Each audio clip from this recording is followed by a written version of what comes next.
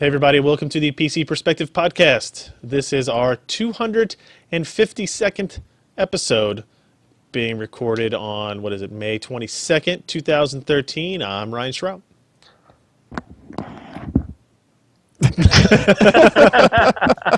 I'm Josh Walrath. I'm Alan Malventano. Now Maury Titleman. If you don't want to watch the video version, it's a very good impersonation of Alan Malventano done by Josh there. I really appreciate it. Bring a little humor to the episode right at the beginning. You know, I've been thinking, we've been doing this for 252 episodes. I'm trying to think about, we got to mix up the introductions at the beginning. You think most people know who the hell we are, right? Mm-hmm. And maybe, we just I do it real quick and say, I'm here with Josh and Maury and Alan this week. And nobody else, and if you're not on the show, you don't really matter, type of thing. I don't know. I guess you can't really break tradition. Wow, you just ripped on Jeremy. Well, hey, he's on vacation in another country.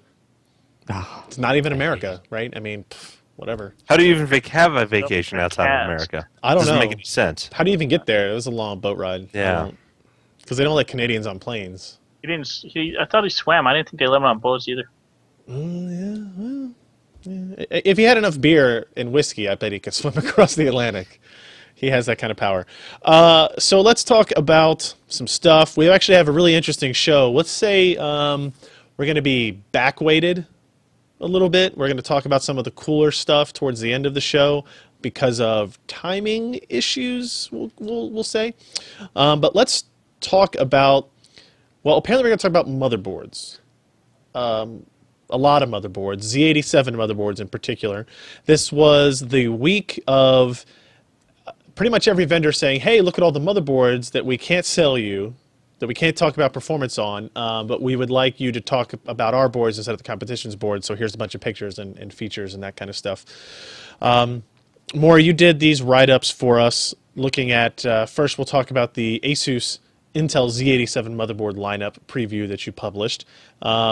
Let's just kind of take it page by page. We don't need to spend a whole lot of time on this because, again, we're going to be talking about them again when we actually get into the reviews in the first part of June.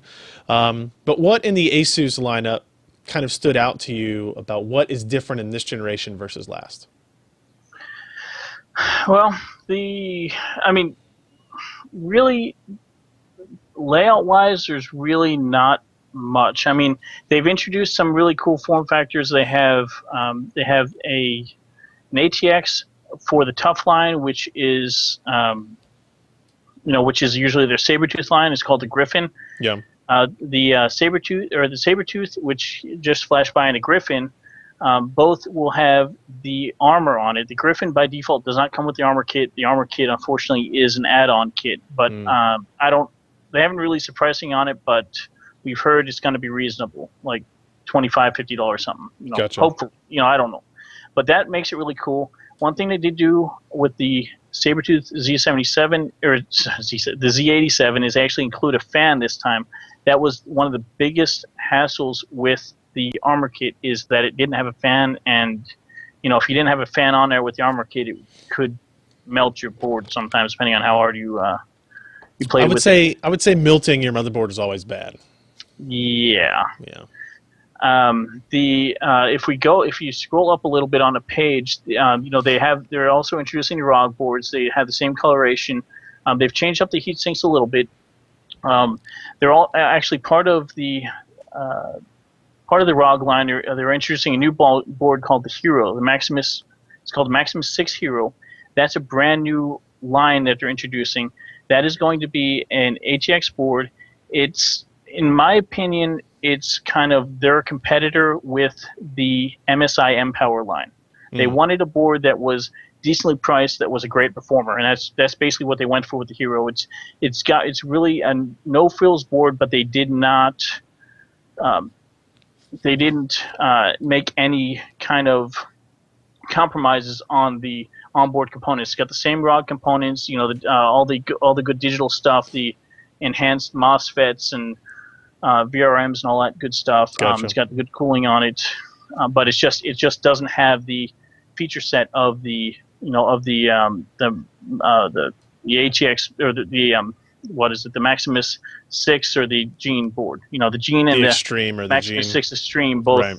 have the Extreme features. And I think I would expect the Gene and the Hero to be about the same price, because the Gene is going to be a micro ATX, so it's not going to be as big, but it's going to be packed full of features. Whereas a Hero will be an ATX, but it will have a reduced feature set, and that's why the pricing will probably be about the same if they keep the pricing. Because usually the Gene, I think, is around the $200 price range, and I expect the Hero probably to be around that. Maybe this is just guessing on my part. Sure.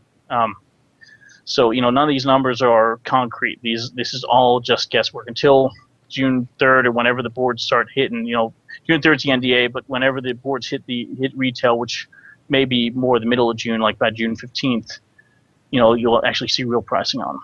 All right. Anything in like the standard line that really kind of stood out, or is it really just the gold color scheme? Yeah. Well, they have on the standard line again. The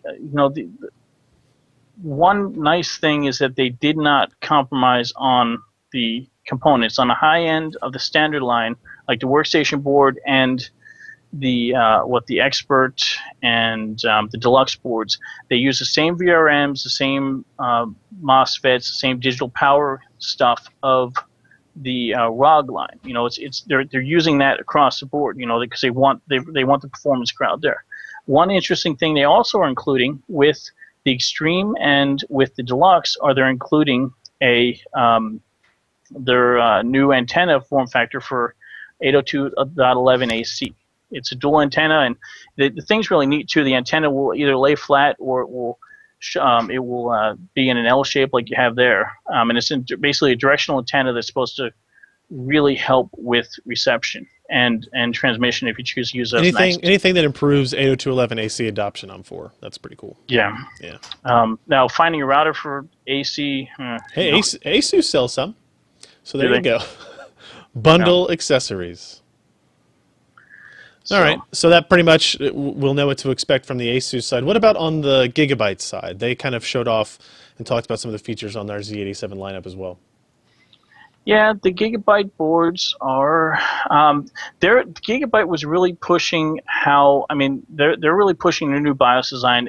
We showed previews of their BIOS, and ASUS also has this too, where you basically can, you have a page where you can basically customize your homepage, your BIOS, to actually show whatever options you want in that homepage. And I'm talking any option can be put on the homepage.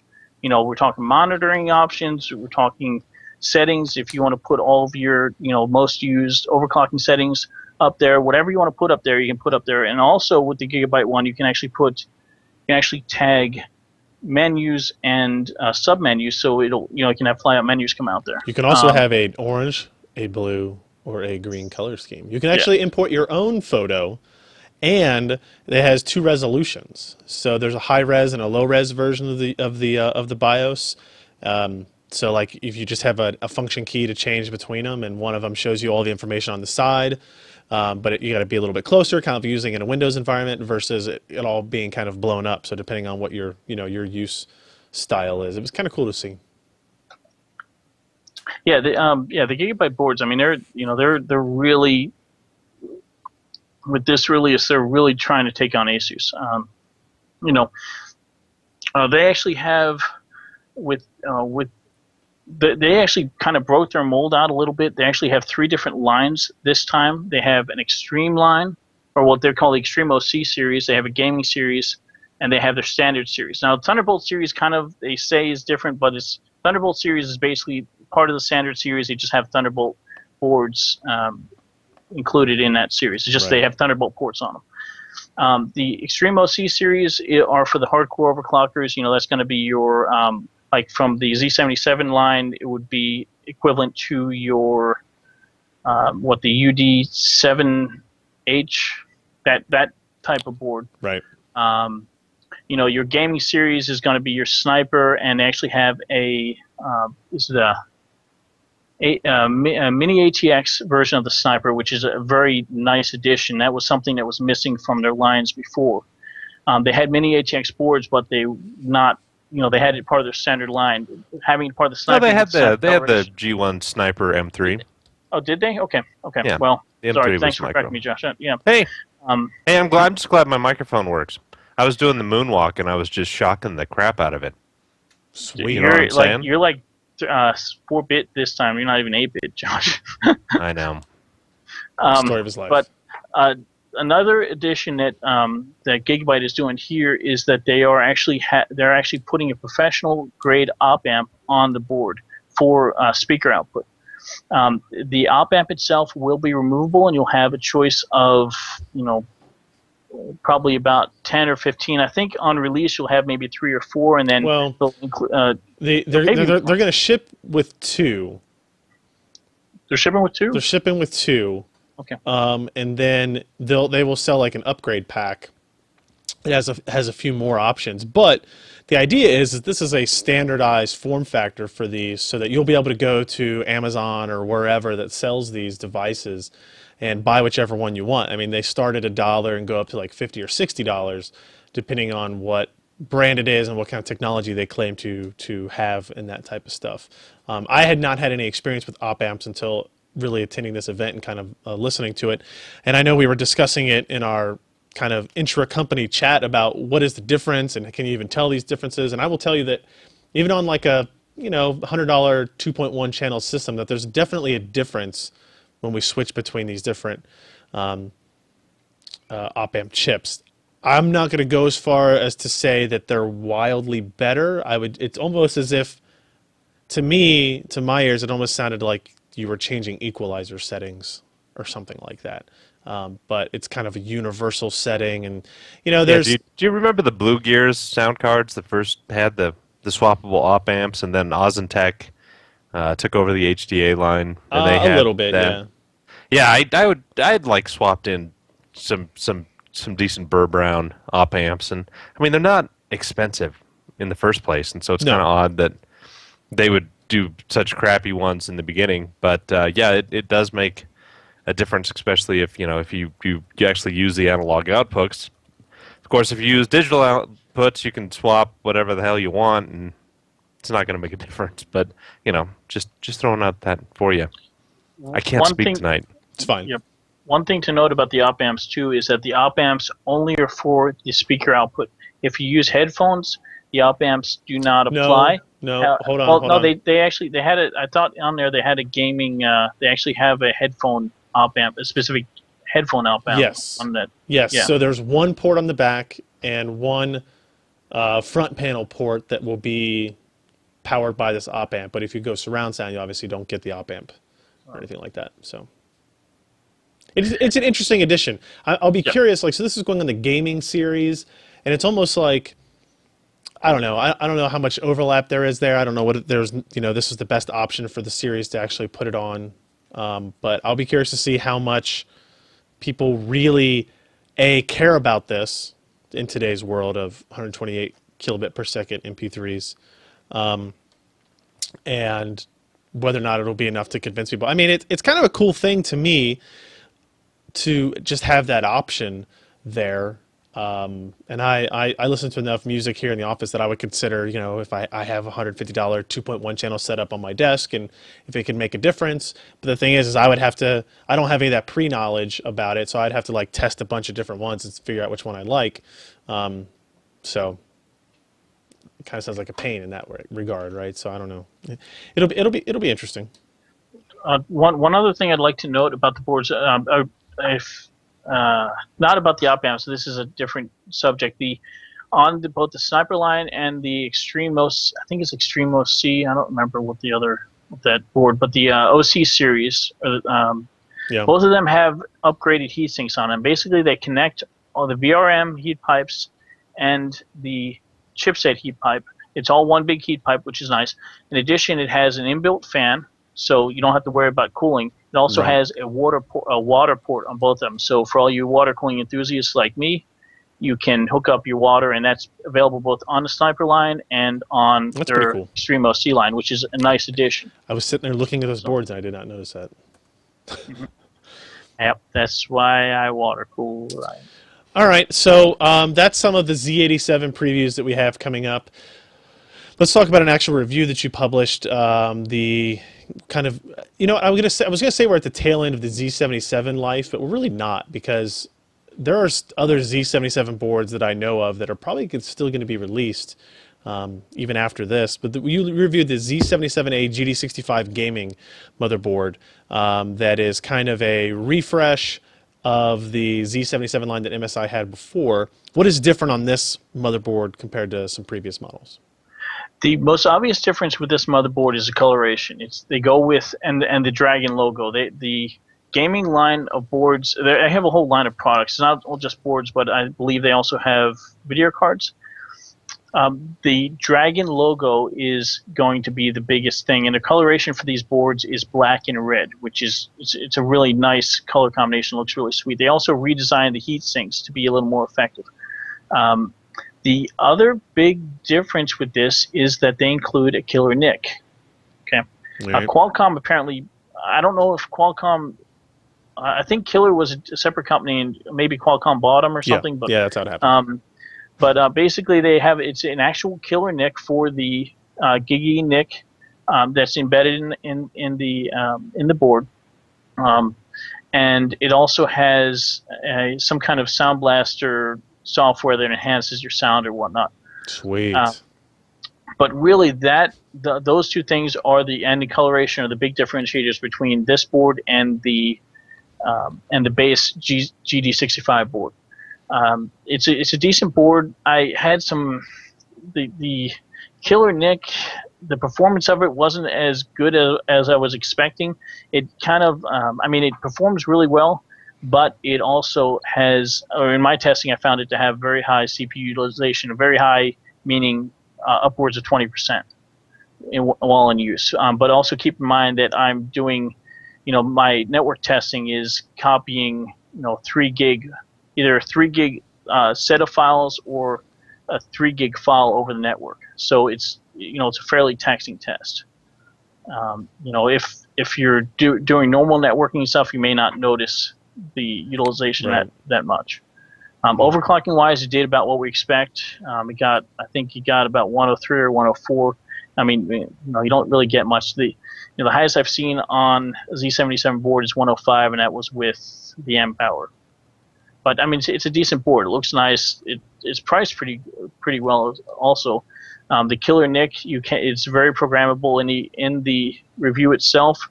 I go through all the software for the killer NIC. You can prioritize all your networking packets and programs and everything else. You can go as specific as you want with the trafficking with the killer NIC software, which is nice. And being embedded, you don't have to take up a PCIe slot. So.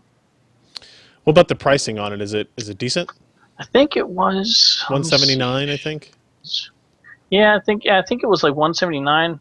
Yeah, it's about maybe $10 to $20 more than the GD65, plain Jane GD65. Mm-hmm. So it's not bad. You're basically paying for the killer NIC is what you're doing. Gotcha.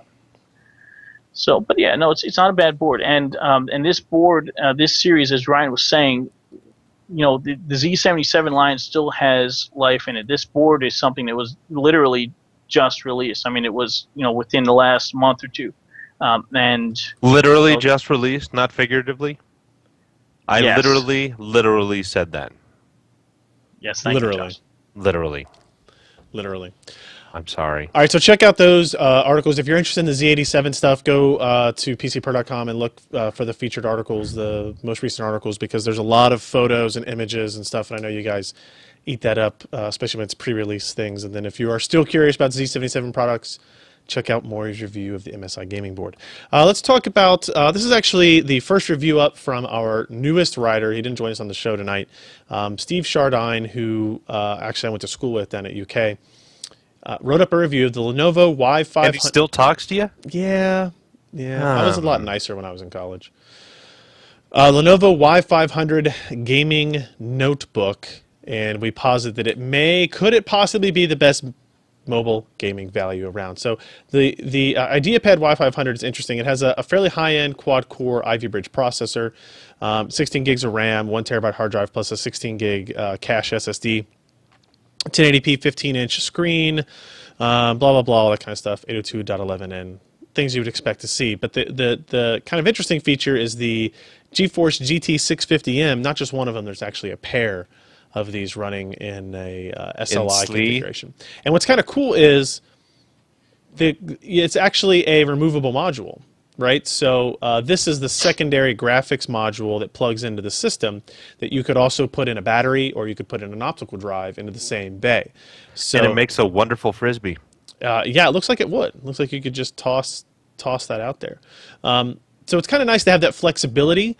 I don't know how many people would maybe have 2 or 3 of those modules and kind of swap them in and out. It might be nice to have the extra battery, take out the extra graphics card, put in the battery when you're going on a trip or something like that, and you're not going to be gaming or something, and you have a little bit more portability in that regard. Otherwise, pretty nice design. And like I said, if we look at, he talks about the keyboard. It's pretty good. Not the top end kind of Lenovo keyboards. Cooling and portability, battery life is not amazing. If we look at the performance, though, I'll just kind of skip to the gaming stuff here. That the 650Ms in SLI actually compete pretty well with the GTX 675M. Is that what it is? Yeah, 670MX.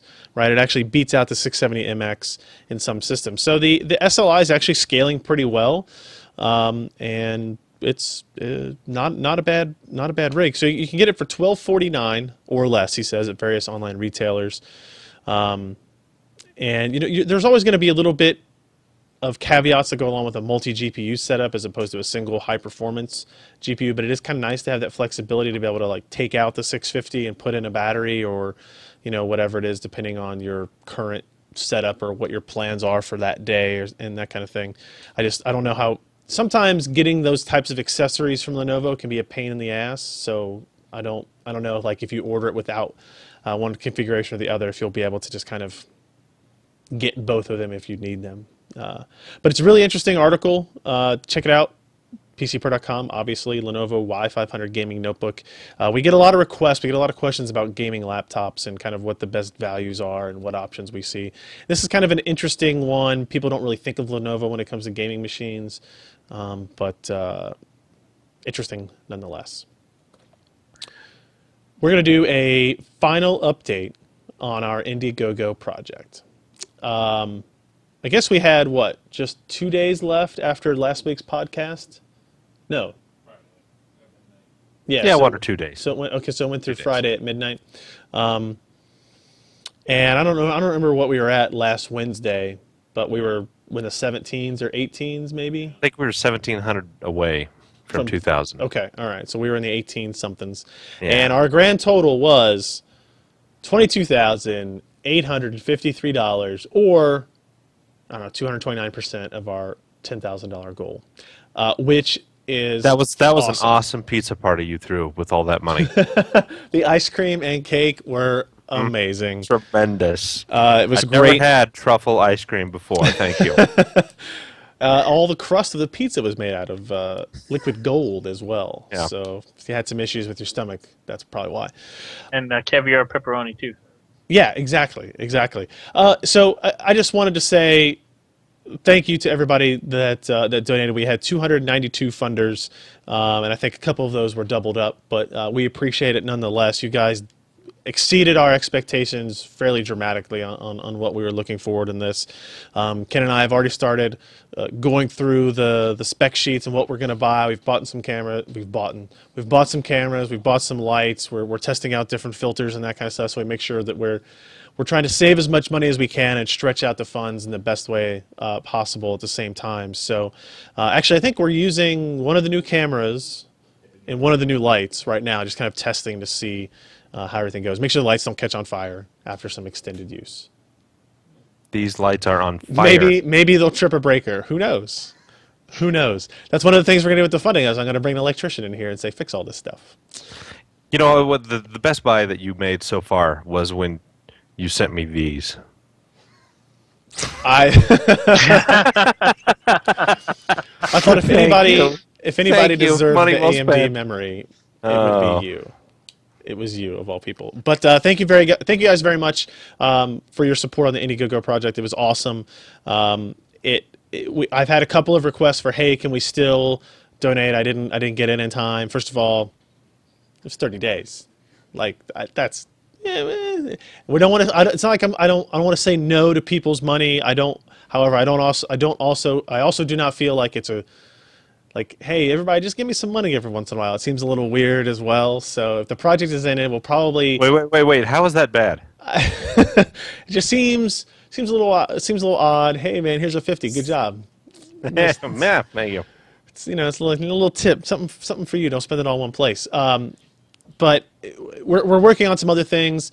We may have like regular kind of support the team at PC Per options and that kind of stuff. We're floating around some ideas, but this definitely solidified the idea that you guys, you love us, you really love us, and we'll try to meet expectations of actually doing quality content, which means I may have to hire other people than the ones we have on this podcast. What?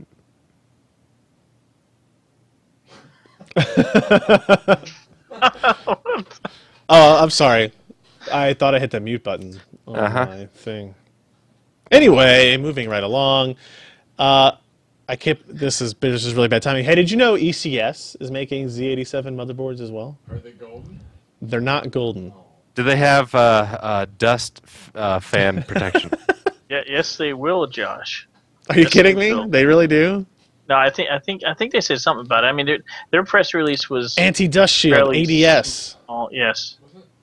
Yes, they will have the anti-dust shield, I believe. No, they didn't give us as much information as what Gigabyte and Asus did, but they're also doing similar to what Gigabyte did. They're breaking their lines. They're breaking their products into 3 different lines: the Pro, the Essentials, and whatever that other one was that they were flashing up on the screen. I just want to point out that this comment here, the first comment on that page, says, "I love what you guys are up to," with an extra O. "This type of clever work and coverage!" Exclamation point. "Keep up the amazing work, guys. I've incorporated you guys to blog roll. Here's my website, income tax brackets." Yes. Spammers. And the URL is tax brackets 2013. Losers. So ECS is making boards. That's not really news. Let's move on to something that was kind of cool. The Xbox One was announced. I'm sure that's what everybody predicted the name would be.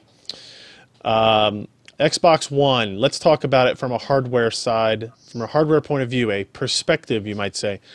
It's built around an AMD APU, 5 billion transistors, an 8-core Jaguar-based device on die, embedded SRAM, which is static RAM, which I don't know necessarily how that is different than DRAM or cache. It is made from flip-flops. I wear those on my feet. No, it's Some people call those thongs, and Flippy then those floppies. are also wore someplace else. actually on-die RAM is usually SRAM. SRAM. SRAM? Yeah, I mean they've called it ESRAM before and Okay. EDRAM, and a lot of the basic structures are the same. It just depends on process tech, how they set up the cells.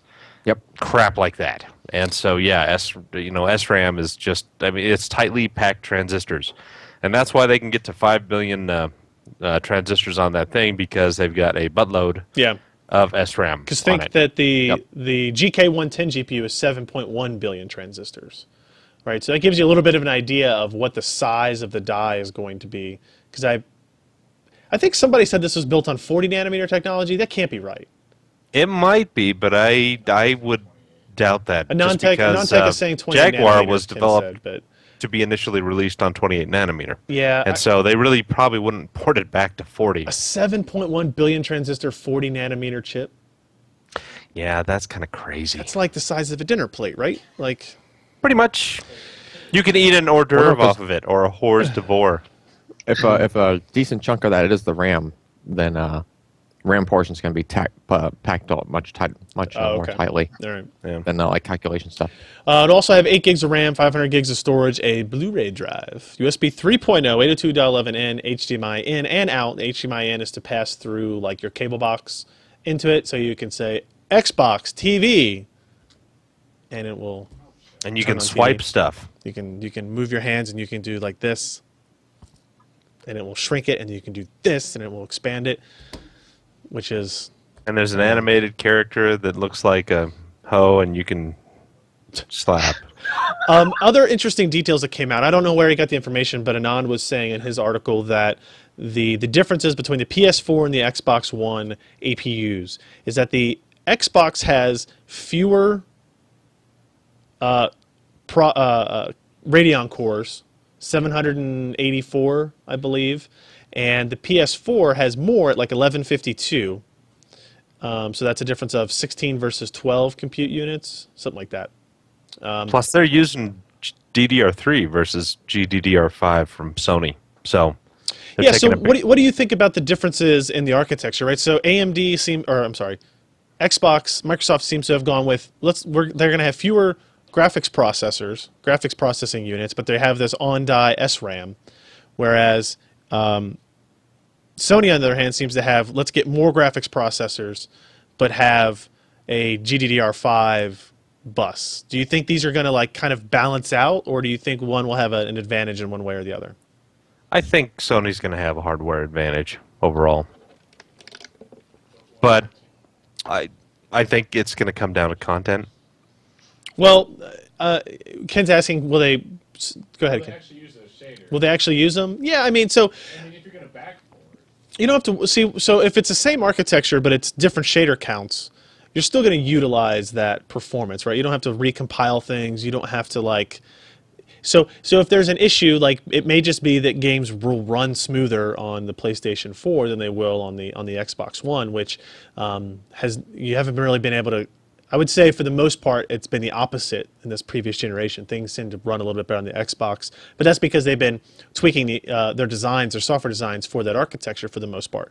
Now they don't have to tweak for an architecture, or they only have to tweak for one, so it'll just kind of work out of the box. I think it's interesting. I don't know. Do you think there's anything to the idea of Microsoft really wanting this kind of instant swap between application layers and essentially operating system layers to their architecture design? Well, I think their VM setup is actually kind of interesting. And if you notice, when I will be talking about Jaguar sometime, that they have really improved their virtualization support in those particular products. And so the way they have it set up, it's actually kind of interesting, and it makes a lot of sense.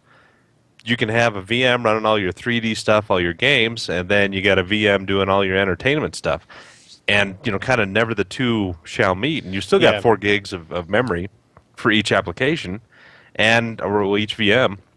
And that's still a lot. And that's true, native 64-bit. And it would be very interesting to see what's happening behind the scenes in terms of, memory sharing and, how much memory gets allocated to each VM and how many CPU cores and, how dynamic. Yes, that's what I was thinking. And I really wish you could see my hands because I'm just waving them back and forth. If you raise them up, that'll help.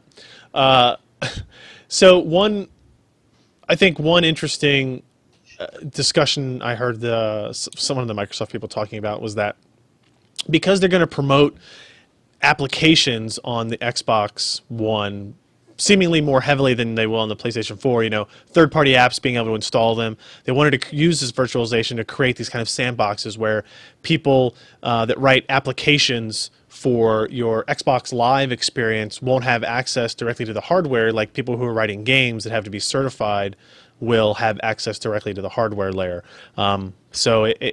At first, when I heard him say during the announcement that we're going to have 3 operating systems, I thought, great, you can't manage one. So running 3 on the same platform is going to be awesome, but it does make sense when they're going to compartmentalize things like that. I do wonder if, from a purely gaming standpoint, if this will create more issues, right? Like, if it seems to be that Sony's going to go, hey, we are a gaming platform, there's some media stuff in there, but their architecture is really built and their operating system is really built for gaming performance first. You don't have to worry about splitting your 8 gigs of memory between your TV running in the background all the time so you can flip to it quickly. We're going to give you all the performance capability of whatever to play Madden 2015. Well, I'm kind of curious and what technology they're using for the hypervisor. Because in theory, Microsoft's. the gaming, well, it should be more stable. Because something happens to your TV or some of your background apps, and well, that VM is restarted and doing whatever. But at the same time, your game and whatever you're working on, it's still fine in the other VM, just as long as the hypervisor doesn't do anything really horrific. Otherwise, then you're really hosed. Word. Yeah. So it's interesting. Actually, I think if I hold on a second, Ken, let me go back here. Don't show anything yet. I believe Tim posted up a little blurb here. A thingy, if you know what I mean. Yeah, so the PlayStation 4 hardware is an 8-core AMD Jaguar with 1,152 shader units. That's 18 compute units, 8 gigs of GDDR5, clocked at 5.5 gigahertz, a spindle hard drive that did not mention specific capacities. Apparently bandwidth of 176 gigabytes per second. If you look at the Xbox One, same 8-core CPU, although it doesn't look like clock speeds really mentioned on those. 768 shaders, so a significant jump down, I would say. 8 gigs of memory running at 2.1 gigahertz, 32 megs of on-chip SRAM, 500 gig hard drive, and so that's interesting. The DDR3 bandwidth, system memory bandwidth is 68.3 gigabytes per second, but the SRAM memory bandwidth is apparently 102 gigabytes per second, which is still less than the GDDR5 bandwidth mentioned above up here. So does that change anything, Josh? Well, you got to think that the bandwidth is kind of additive between the SRAM and the regular memory. Parallelism in the... So that puts it almost identical then. If you have 176 versus 170.3. Yeah, it depends on what they decide to store in that 32 megs of ESRAM. Gotcha. All right. So interesting times ahead. I saw a lot of posts on Reddit, people talking about the Call of Duty trailer that they posted and how amazing everything looked, and then they would show a screenshot of like Crysis 1. And they'd be like, yeah, well, not so much. Or if you show a screenshot of one of the characters, damn it, I emailed it to myself too. Hang on, Ken. I want to show this because this is what it's all about, right? This is compelling video and audio is to show you pictures of things. But he showed like the character from Call of Duty and the character from Crysis 3. Well, maybe not. I got nothing. Yeah. But, something else to think about when we were talking about the VMs. I mean, how the Xbox 360 really made a name for itself by allowing the developers to get pretty close to the metal, but because you got a hypervisor in there, you're not going to get all that close to the metal? I don't know. Yeah. I mean, I think. Oh, hold on. Ken says he thinks. I think I just passed it. Did it hurt? Yeah. Here we go. So here's this picture, right? And it's Call of Duty Ghost Xbox One, and they did feature this screenshot very dramatically. They wanted people to see. Look, that's pretty fuzzy. It is highly encoded video, but if you kind of take some of the blurriness out of it, and this is Crysis 3. Well, look at that. Look at those ears. Boom. Yeah, the ears actually do look kind of fake on that model, don't they? Yeah. Can't really see him on this side. But this guy looks sweaty. Maybe this guy's just not sweaty. Maybe he's... So are both those supposed to be the new? No, the one on the left is from the Call of Duty Ghosts demo. Oh. Because the PC one looks like it's kicking the crap out of the Xbox one. It does. And it probably... I mean, obviously it will. The PC is still going to have a lot more processing power. But these screenshots are a little bit overblown. Ken is right. Like, this is a... Hey, you notice how everybody's getting more and more bald in games? Well, because hair cost processing. Ask Laura Croft. It's a screenshot from the live. Yeah, so this is a screenshot from a live stream, so it's going to be lower res, encoded a couple of times, and this is as raw a screenshot as you can get. So it's not exactly a fair comparison, but that was a lot of the responses that I was seeing on Reddit and that kind of stuff. So we'll get more details as we go, and if we hear any more hardware and architectural information, we'll let you know. MSI launches GX70 and GX60 gaming notebooks powered by AMD Richland APUs. which aren't out yet. Weird. Yeah. The AMD A10 5750M processors, a discrete AMD graphics card, which they did not mention, but I thought was actually more readily available than the Richland APUs. It's an 8790 or something like that. Sorry if I spoiled the surprise. Have a killer NIC, Blu-ray drive, TH certified speakers, and here's the specs. Yeah, it even says AMD Radeon HD 8970M, 2 gig GDDR, Windows 8. So this is kind of like, I think we saw this notebook previously where it was Trinity plus 7970. This is Richland plus 8970. So they've both gone up one.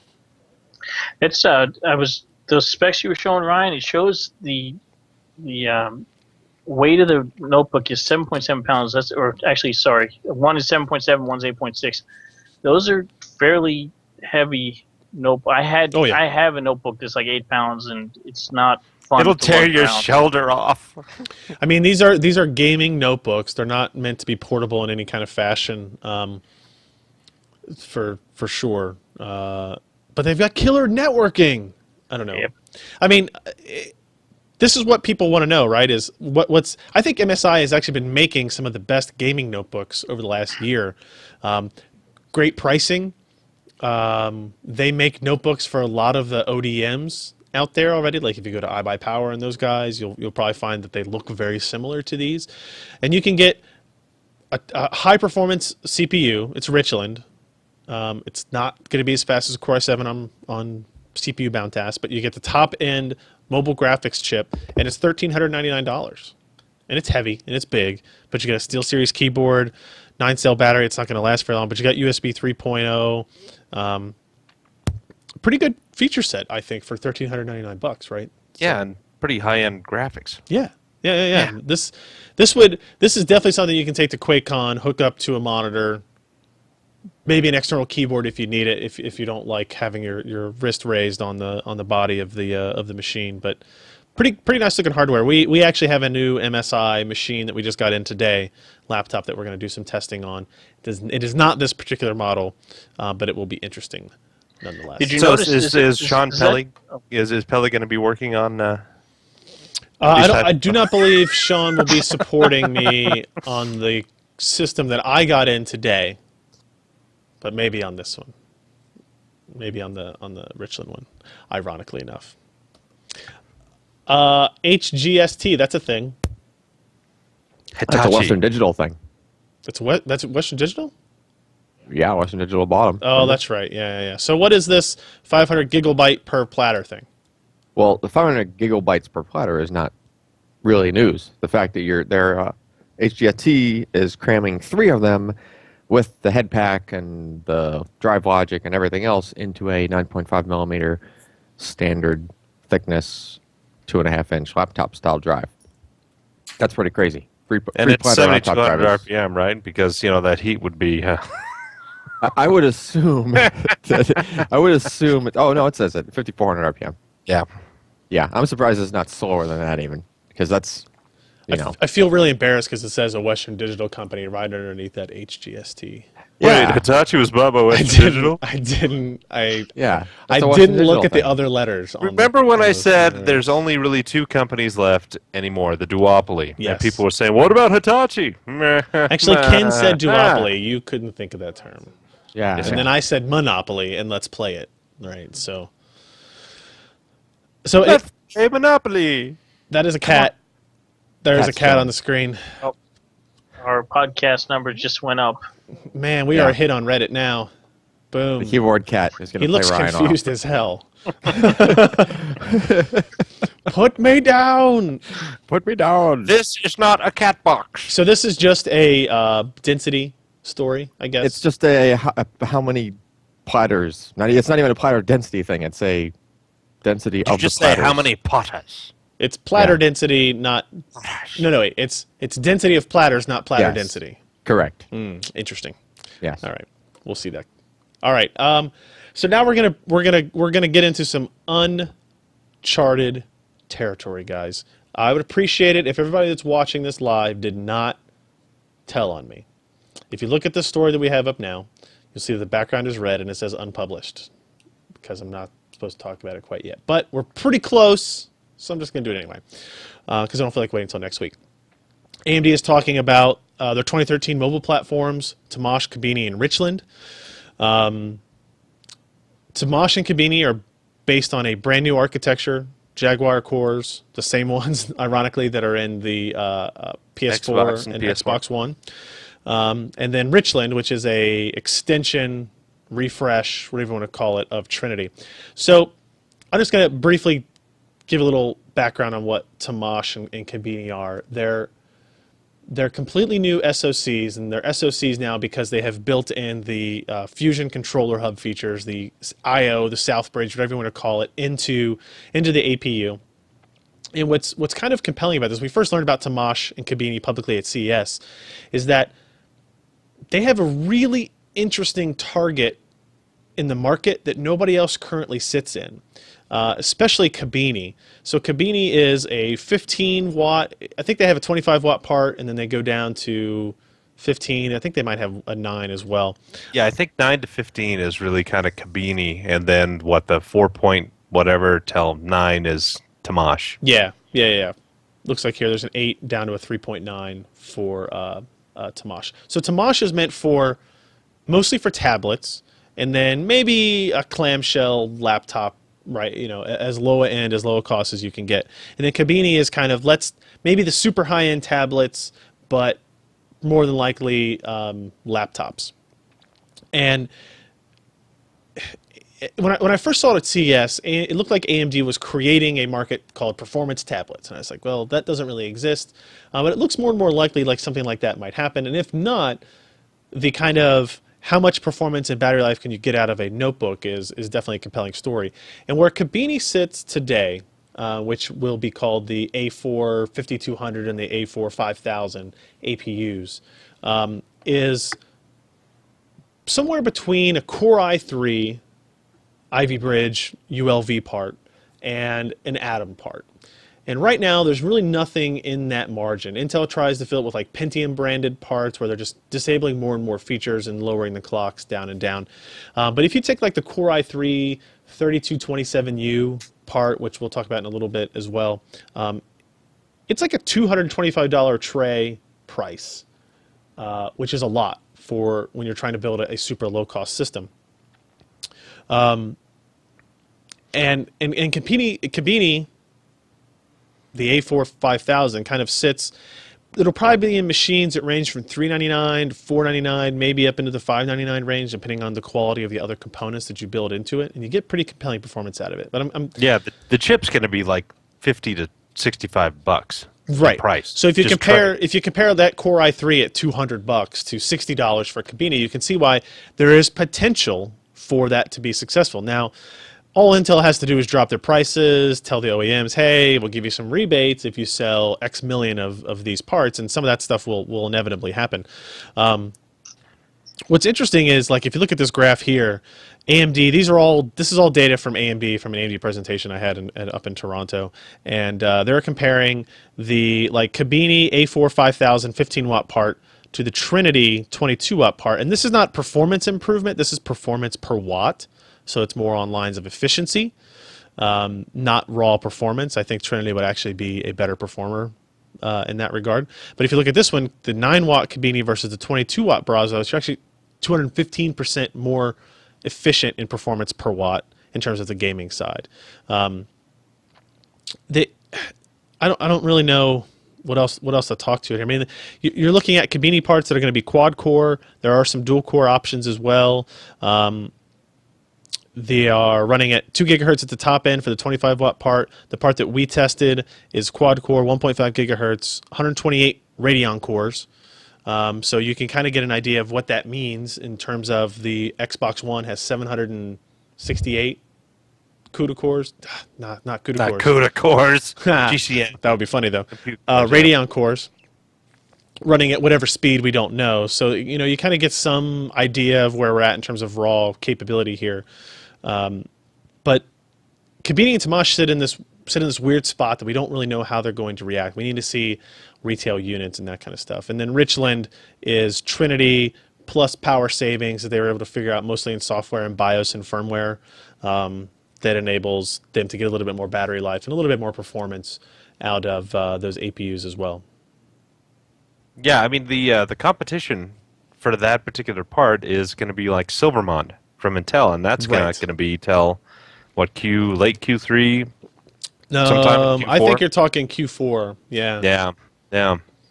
And so AMD's got a nice window of opportunity to get these parts out, especially for the back to school.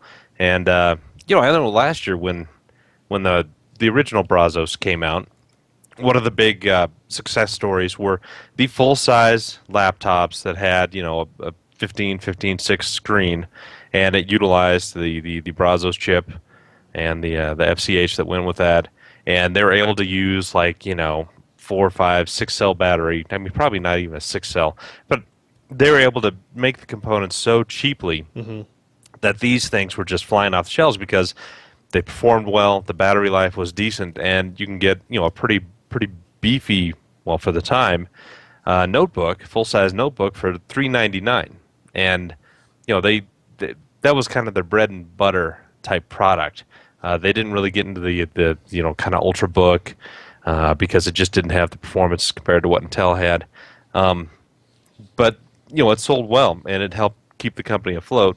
And I mean, even partners like guys like Toshiba, who typically buy all Intel, they had Brazos based notebooks in that whole 15-inch form factor that were just dirt cheap, and everything was kind of included in there, and it worked well. I mean, my nephew has one. They bought him one, and he plays WoW on it today and Battlefield Heroes and everything else. And so this is just going to be extending that.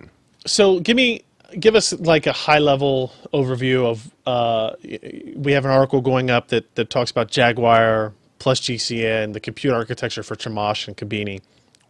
What really changed going from Brazos to Temash and Kabini the most?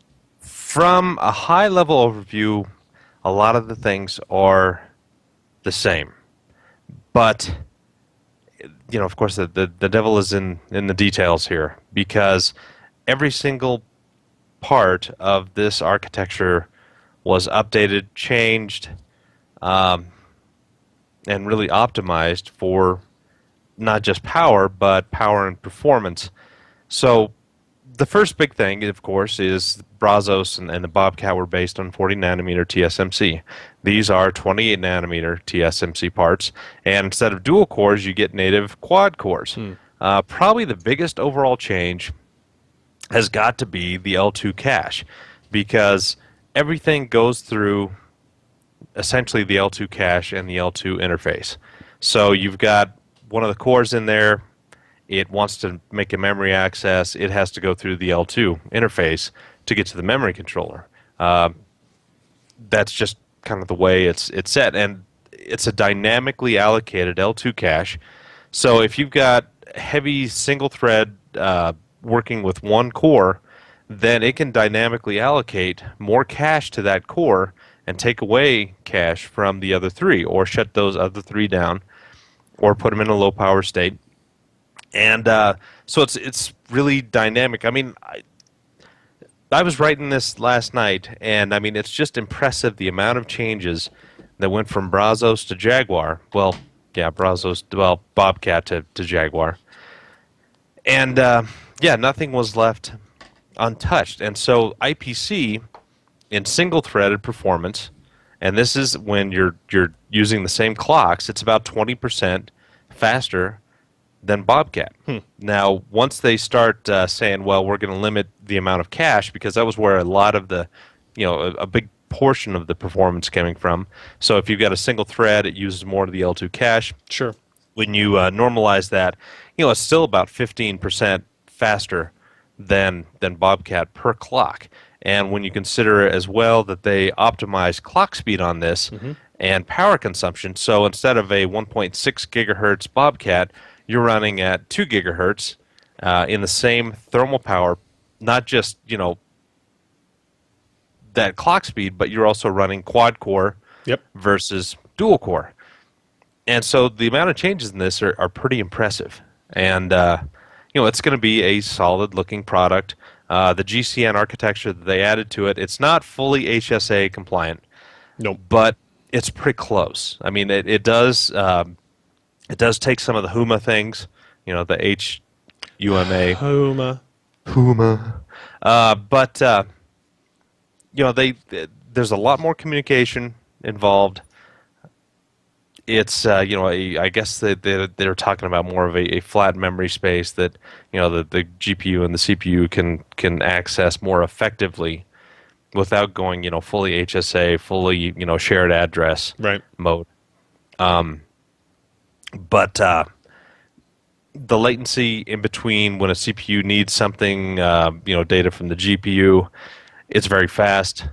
Again, you're running a full SoC, so you've got the Fusion Controller Hub sitting in there. Those are all connected via PCI Express lanes. You know, it's hard to really pick one major Yeah. feature that was added to this because, you know, it really is, you know, the whole is greater than the sum of the parts. And so it's, you know, it's a major evolution for AMD when it comes to these lower power parts. It uses GCN architecture for the GPU portion for the SIMD units there. Yeah, because, you know, Bobcat was all VLIW5. Right. So it was, you So this know, is an update. 2 generations ago. Yeah. So the architecturally, it's very different. Now, we also, as I said earlier, I got to spend some time. They sent us a Kabini notebook. Well, here, I'll just show you a picture of it. Nope. Wait, where'd it go? Here it is. It's a 14-inch 1080p screen. It's not the best laptop in terms of build quality and that kind of stuff, but a lot of times that's not what you get with these reference designs. The first Ivy Bridge Ultrabook reference I got last year was It had duct tape on it. was kind of cruddy as well. So I don't take too much from this in terms of what the final quality of products that will actually be for sale are. But considering that we're looking at prices in the $399 to $499 range, I don't think they're going to be hugely different, I guess is fair to say either.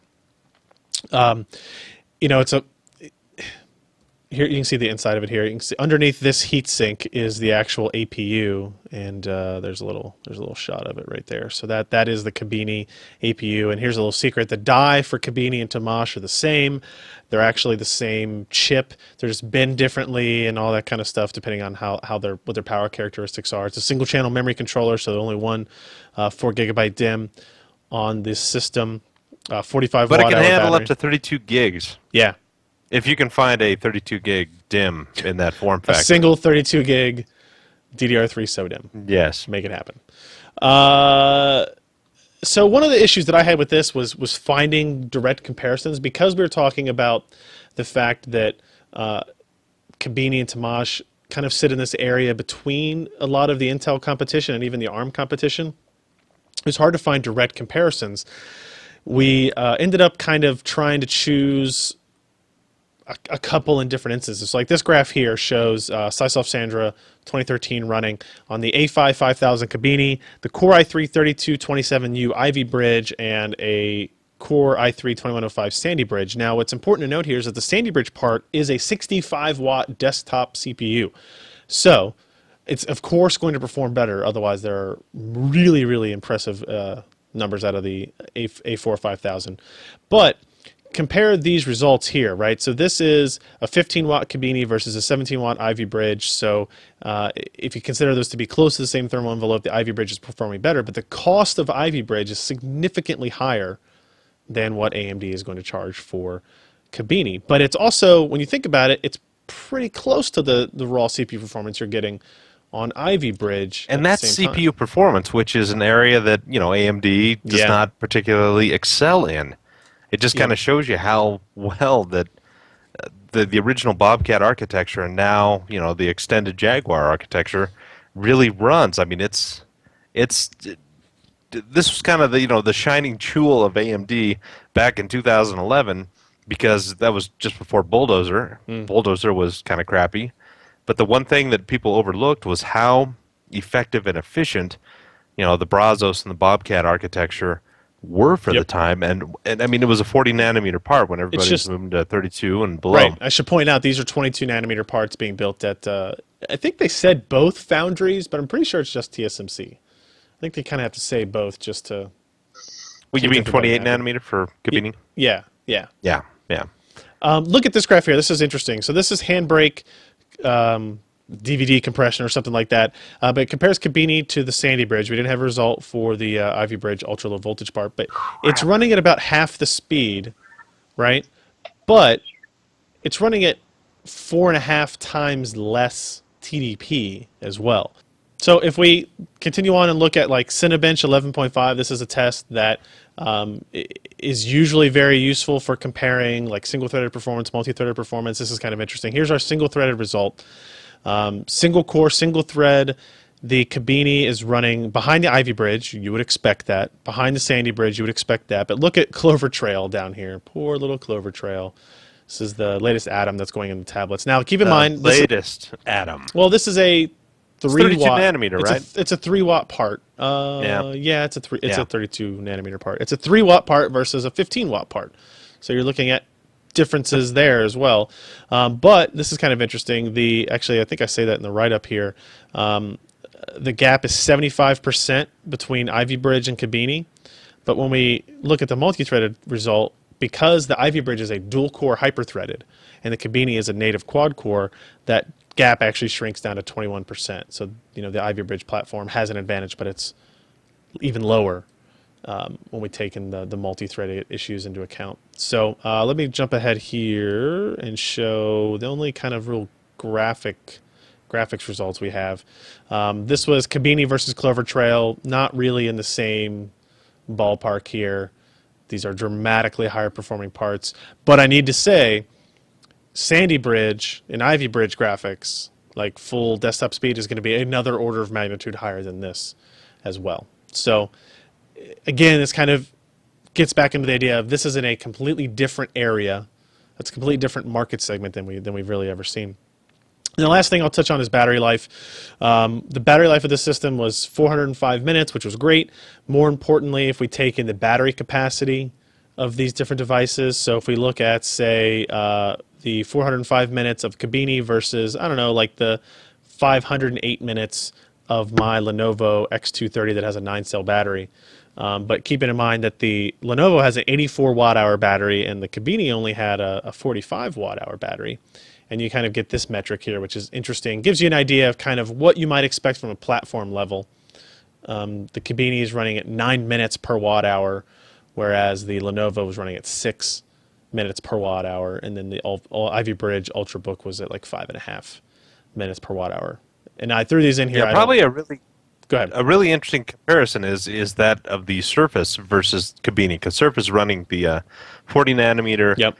Tegra 3, which is what, 4 A9 parts, and when you talk performance, the AMD A4 whatever is going to blow that Tegra 3 out of the water, both graphically and computationally wise in CPU. So they're very close in power efficiency to the last generation of ARM, but of course ARM is really designed from the get-go to be extremely power efficient for what they do. Now Right. the A15 kind of backs away from a little bit of that efficiency to get better performance, but something that we didn't talk about before is in terms of actual core size, the Jaguar core is just slightly larger than an A15 core. So it's going to be very interesting to see when these all come out, and if we see some, like the Tegra 4, that's going to be A15 based. See where performance lands with these parts. Yep.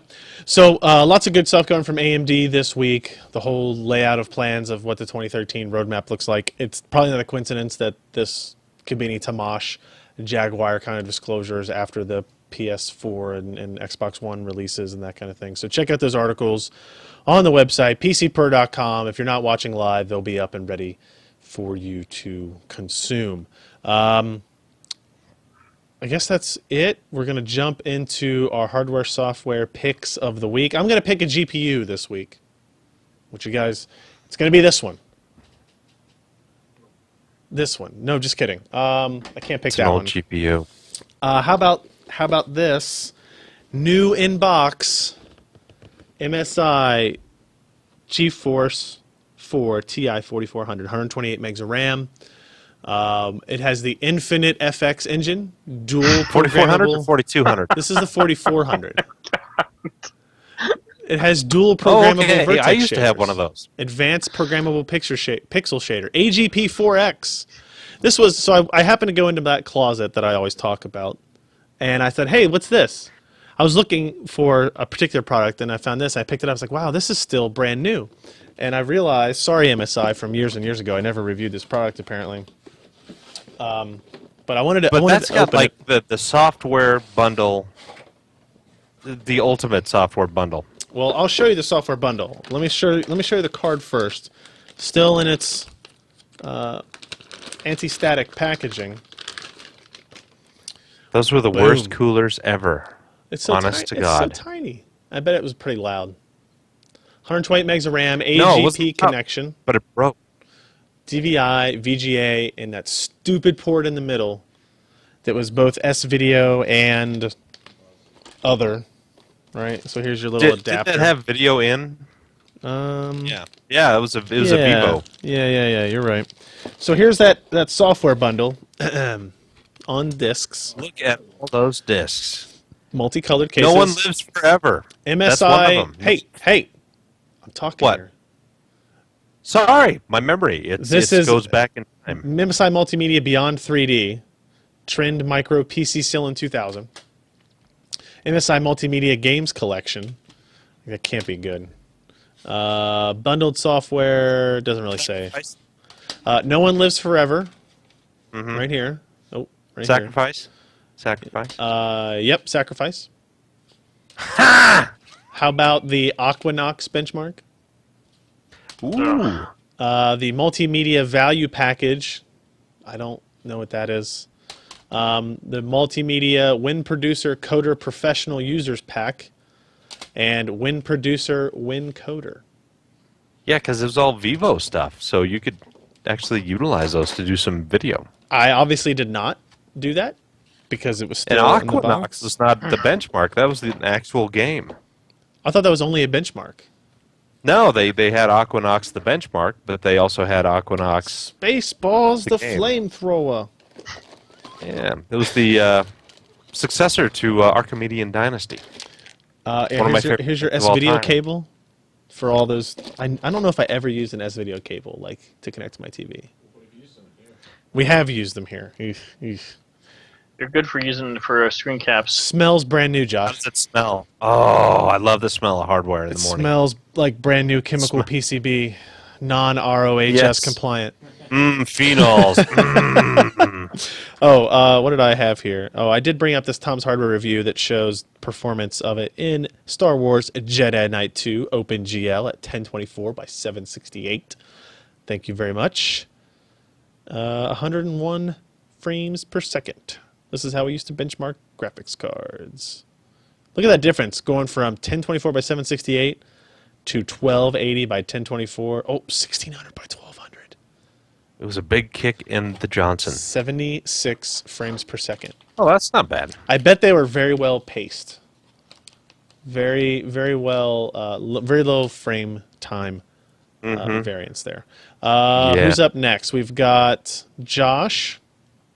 What is your Yes. I actually bought this for the wife, and it's a nice monitor. It comes pre-calibrated. They give you a little sheet that has the results of the calibration and what all it means, and the picture is actually quite stunning. It's nice for gaming. It does it's the bezel-less design, but of course the actual bezel itself is internal to the glass, so you still have a good quarter of an inch of bezel around the image. pick? You sound like Jeremy. But boy, The basil. bezel. Is it Linux? What is it? Bezel? Bezel? I'm going with bezel. I, I'll look up the dictionary.com pronunciation. Don't worry about it. what's bevel? Bezel? Who the hell cares? Basil. You know what? Basil. Basil is a B-S-I-L. basil's something you put in your food. Sure. I don't put basil in my food. How about Mr. Roundbrush? Oh, But okay. anyway, Fair enough. You know, the only bad thing about it is the stand is pretty crappy. You knock, you know, the monitor kind of on its side, and just tap it, and it shimmies and it shakes and does makes a my little wife dance. sick to her stomach, which is funny in itself. But she's doing her path words and whatever, and I hit that, and she throws up on the keyboard. It's adorable. amusing. All right. But yeah, for only $199, I think I got it with a further 10% off. Woo woo. I got it. So it's a fantastic little monitor for the price. Great, great. Alan? Sure. Yeah, my pick is basil leaves. I have some basil leaves. Do you put them Nice all one. around your monitor? Yes, they're around my He monitor. slaps it against a magnetic board. Actually, yes, I do. I know you do. Anyway, so say you want to use Windows 8, but you don't like the look of Windows 8, but you want to be able to use a start menu, and you also want to be able to use and avoid the stupid little start page thing, but you want to be able to use the apps that show up in Metro, right? Say I did. Say you did want to do all that.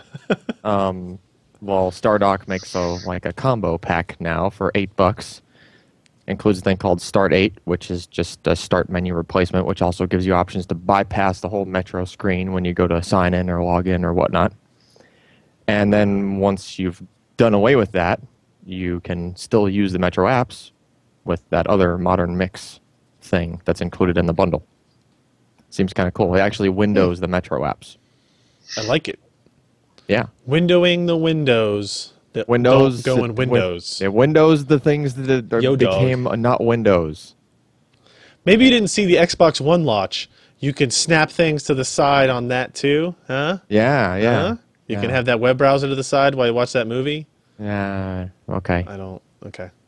No, All right, that's pretty not cool. really. For $8, you can't pass that up. That's not. Yeah, too $8 bad. is pretty cheap for two apps. They seem like pretty decent ones. Which is nice because StarDock used to charge insane amounts of money for window blinds and stuff like that back in the day. Yep. All right. So Maury, for yours, I have to put in my birthday again. Is this going to work? Is this old enough? You think? Hope so. I don't know. I can't really see. December what December you're 11th, putting. 1900. I'll do that. My screen's lagging. Yarr! There you go. Yeah. I came across this game. I was just I check Steam every day because I like the deals. Waiting for the summer sale, and I came across Dark. One of my favorite RPGs of all time was a Vampire the Masquerade. I loved that RPG, and I'm not really a big RPG guy. I like first-person shooters. That's my genre, but I love Vampire the Masquerade. Dark reminds me a lot of that. I mean, it's not the greatest graphics and all, but the story seems intriguing. We'll see. It's set to be released. Looks like June 28th of this year. Partial news. Part of the Ooh, Steam partial site. nudity. So but we'll see. I mean, it looks intriguing. The story looks decent. We'll see what happens. But you're basically a vampire. You get to do all sorts of cool stuff, kill people, suck their blood, whatever. Glitter Yeah. skin. Glitters again. Glitters. No, that's not. That's not vampires. That's You can definitely act really fires. angsty. No. Hey, I'm whatever, 100 whatever years it old. takes. I'm going to go to high school. You've been reading too I have many- unresolved you've been reading- issues. You've been reading too many of your Better go wives' back to high books. school. All right, I'm gonna end the show because I have to go do crap. Thank everybody for joining us. This has been a wonderful expose on the world of internet technology, computer hardware. If you're watching us in the live stream, which you can do every Wednesday night, because you miss some of the excitement, like the power going out, but the internet not, or like tonight, the internet going out, but not the power. You never know what you're going to get, right? Maybe one day it'll be both. In which case, It's because you've got two gingers in the which same case, in which case, room. The if soul vacuum if both is goes out, causing terrible technical issues. if both go out, I'm not coming back. So just I'll walk out the door, say, Ken, here's the keys. I'm out. But you can watch us Wednesdays at 10 p.m. Eastern, 7 p.m. Pacific at pcpro.com/live. We hope you join us. It's fun most of the time, frustrating some of the times. But usually funny things are happening along the way. PCPer.com/podcast is the URL where you can download all the back episodes, get the YouTube links. You can go to youtube.com/PCPer and subscribe to us there, and you'll be notified when we post the YouTube videos. I know Maury used to not be able to wait every day for the podcast to be posted when he could just listen live or be on it and pixelate it at That the is same true. time. So yeah, that's it. We will have lots of stuff for you this week. I think in the next 9 hours from when we record this, we have 5 new feature articles going out. We talked about 3 of them already. Don't tell anybody. We do.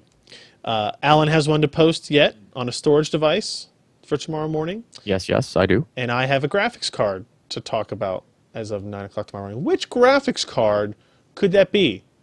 Which is it? The GeForce 4 Ti 4400? Or could the it be Radeon Satan? HD 10970. Mobile. Yeah. But lodge into a PCI Express card so I can put it in my machine. I think that's probably it. Damn it. Gave it away. That's it. That's all we got. We will see you next week. Hold on. How many weeks? We've got at least one more week before Haswell crap hits the fan. So we'll have like a semi-normal episode there. Really, these are normal? Never. Yeah. We might have our Canadian back next week, too. I don't know. Will he be back by then? It depends on, as Maury would say, it depends on how long it takes him to swim home. So let's wrap up the show. We will talk to you next week. I'm Ryan Shrout. I'm Josh Walrath. I'm Alan Malventano. Now Maury Tettleman. See, I spoke very slowly, so Alan would have all the time he needed to go